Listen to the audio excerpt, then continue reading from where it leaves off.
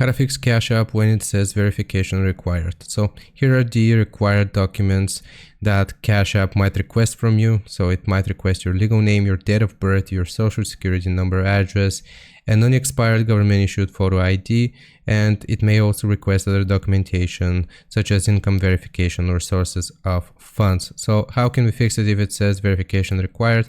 It's very simple. I'm just going to go all the way back here to the home screen of Cash App, and we will just click on the profile icon found in the top right corner.